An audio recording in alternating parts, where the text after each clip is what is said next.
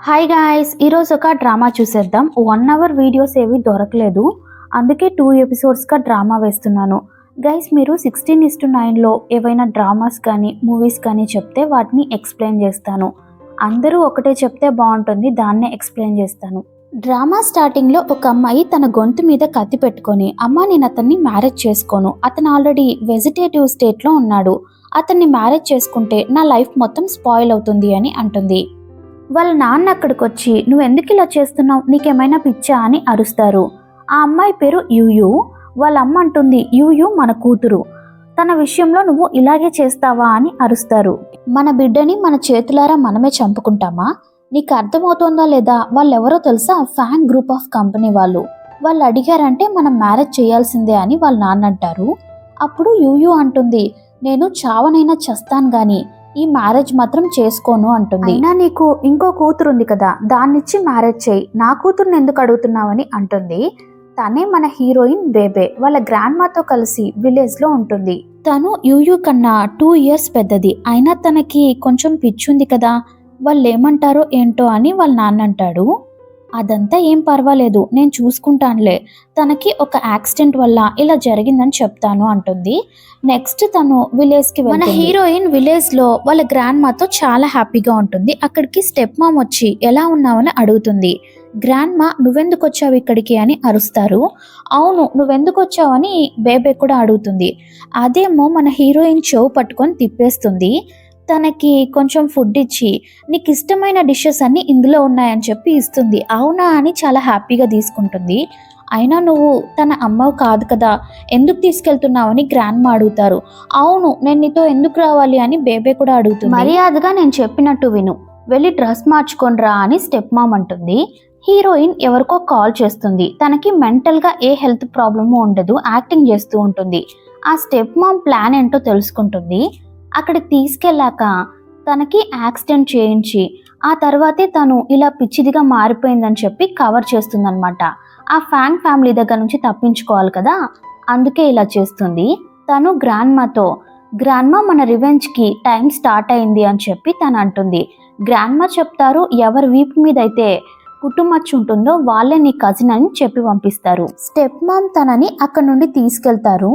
ఆ రిచువల్స్ అన్ని కంప్లీట్ చేశాక డైరెక్ట్గా ఫ్యాంగ్ ఫ్యామిలీ ఇంటికి తీసుకెళ్తారు. అక్కడ మ్యారేజ్కి సంబంధించిన డెకరేషన్స్ ఏవి చేయలేదు, ఎందుకంటే హీరో వెజిటేటివ్ స్టేట్లో ఉంటాడు కదా, ఇదే కరెక్ట్ టైం మన ప్లాన్ని ఎగ్జిక్యూట్ చేయడానికి అని చెప్పి ఆవిడ హీరోయిన్ని లోపలికి తీసుకెళ్తుంది.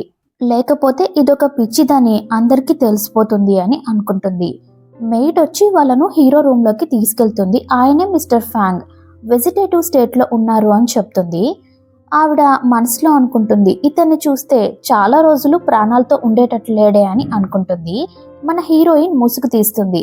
అమ్మ నాకు ఆకలేస్తోంది అని చెప్తుంది.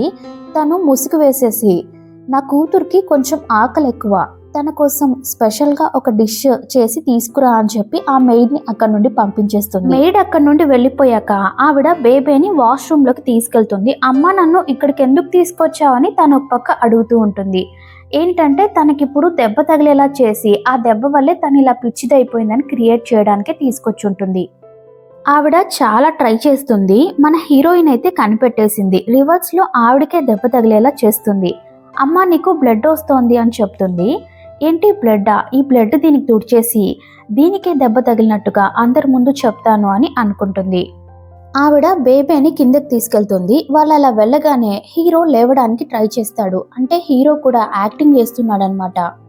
ఆవిడ తాతగారితో, నా కూతురు పెళ్లికి ముందు బాగానే ఉంది, ఇప్పుడు యాక్సిడెంటల్గా చిన్న దెబ్బ తగిలింది, ఇప్పుడు తను పిచ్చి పిచ్చిగా బిహేవ్ చేస్తోంది అని చెప్తుంది.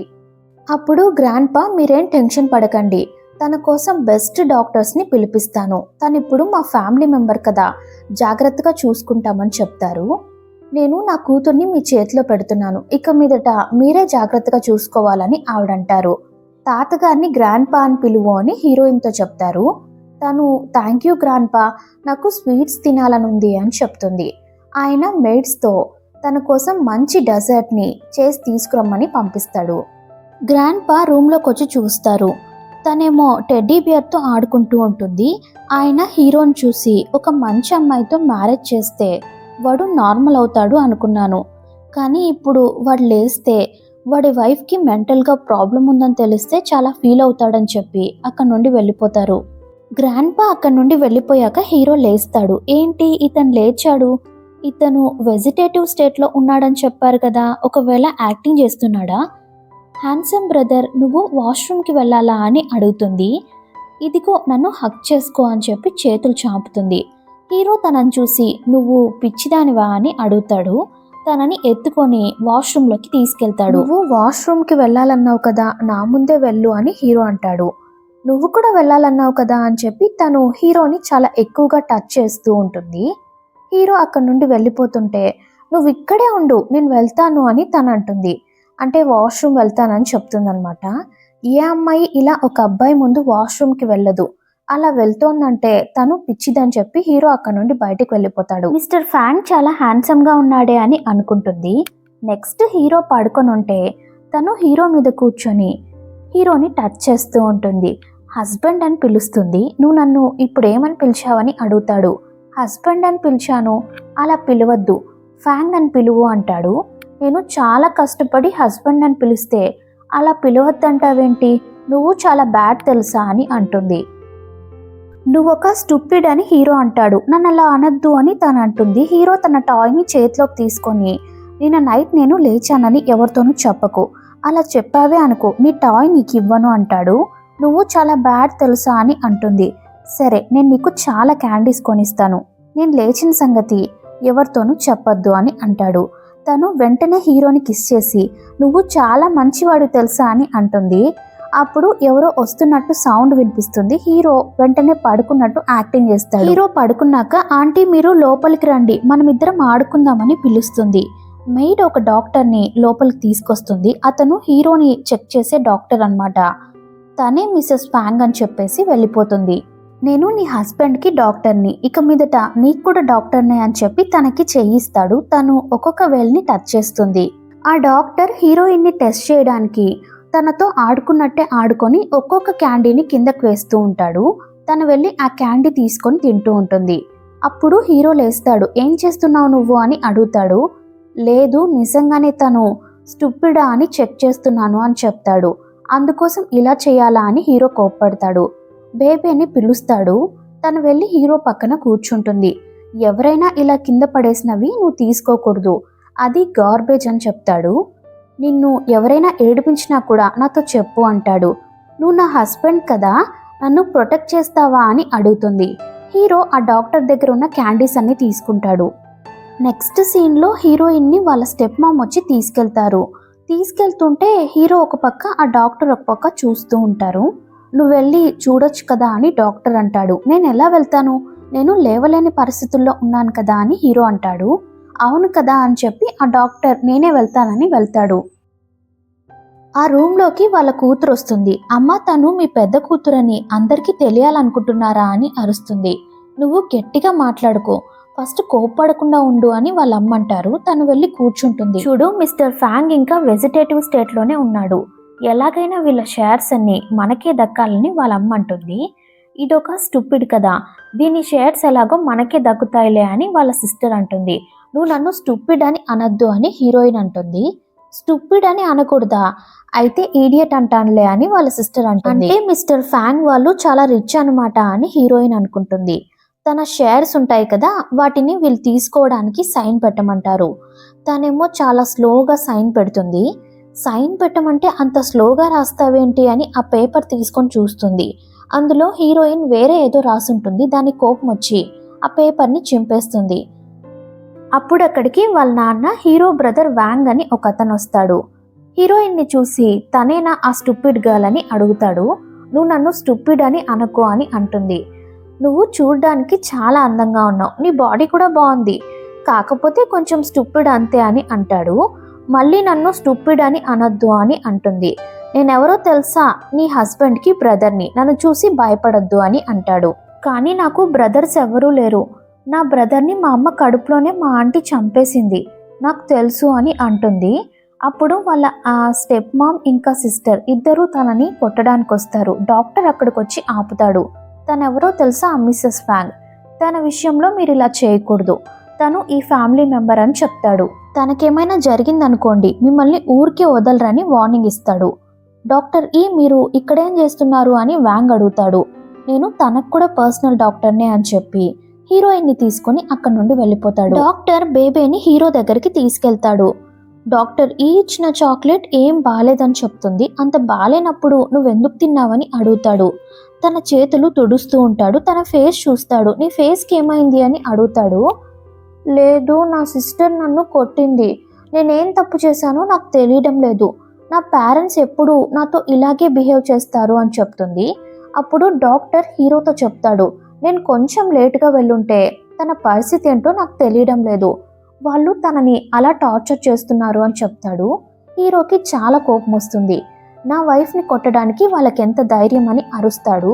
నాకు బాగా నిద్ర వస్తోంది అని తను చెప్పగానే, సరే నువ్వు వెళ్ళి పడుకో, నువ్వు లేచాక నీకోసం స్పెషల్గా డిషెస్ అన్ని రెడీ చేయిస్తాను అని చెప్తాడు. తను వెళ్ళి పడుకుంటుంది. నేను అక్కడ మీ బ్రదర్ వ్యాంగ్ని చూశాను, అతను అబ్రాడ్ నుంచి రిటర్న్ వచ్చేసాడు, నాకు తెలుసు అని హీరో అంటాడు.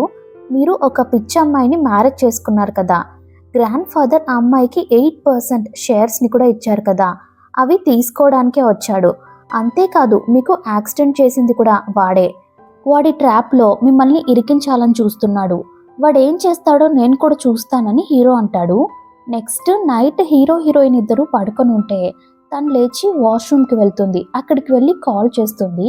ఫైనల్గా మీరు ఇప్పటికైనా కాల్ చేశారు, మీ అమ్మని ఎవరు చంపారో తెలిసింది, ఆవిడ్ని హాస్పిటల్లోనే చంపారు, ఆ నర్స్ని కూడా కనుక్కున్నామని చెప్తారు. ఆ నర్స్ గురించి డీటెయిల్స్ కనుక్కొని నాకు ఇన్ఫార్మ్ చేయండి అని చెప్పేసి తను బయటకు వస్తుంది. ఆ రూమ్లోకి మిస్టర్ వ్యాంగ్ వస్తాడు. వాడిని చూసి భయపడిపోతుంది. నువ్వు రూమ్లోకి ఎలా వచ్చావు, డోర్ ఎలా ఓపెన్ అయింది అని అడుగుతుంది. వాడేమో దగ్గరకు వస్తూ ఉంటాడు. తను హెల్ప్ హెల్ప్ అని అరుస్తుంది. ఇది సౌండ్ ప్రూఫ్, ఈ రూమ్ నుంచి అరిస్తే ఎవ్వరికి వినిపించదు అని అంటాడు. వాడేమో హీరోయిన్ని ఫోర్స్ చేయడానికి ట్రై చేస్తాడు, పట్టుకుంటాడు. తను చాలా భయపడిపోతుంది. ప్లీజ్ నన్ను వదులు వదులు అని అరుస్తుంది. నేను వీడితో ఫైట్ చేస్తే నేను ఒక నార్మల్ అమ్మాయినని అందరికీ తెలిసిపోతుంది, నా ప్లాన్ మొత్తం స్పాయిల్ అవుతుంది అని తను ఏం చెప్పకుండా ఉంటుంది. హీరోని పిలుస్తుంది. హీరో ఏమో లేవడమే లేదు. నీ హస్బెండ్ లేవలేని పరిస్థితుల్లో ఉన్నాడు, అలాంటప్పుడు నీకెలా హెల్ప్ చేస్తాడు అని అడుగుతాడు. తను మళ్ళీ హీరోని పిలుస్తూనే ఉంటుంది. సడన్గా హీరో లేస్తాడు. నీకెంత ధైర్యం ఉంటే నా వైఫ్తో ఇలా చేస్తావని చెప్పి కోప్పడతాడు. నువ్వు ఎలా లేచావని వాడు షాక్ అవుతాడు. హీరో వాడిని బాగా కొడతాడు. హీరోయిన్ అయితే చాలా భయపడిపోయి ఉంటుంది. హీరో తన చేయి పట్టుకొని నేను నీ హస్బెండ్ ఫ్యాంగ్ అని చెప్తాడు. నువ్వు నా హస్బెండ్ అయితే నన్ను ఫస్టే ఎందుకు కాపాడలేదు అని అడుగుతుంది.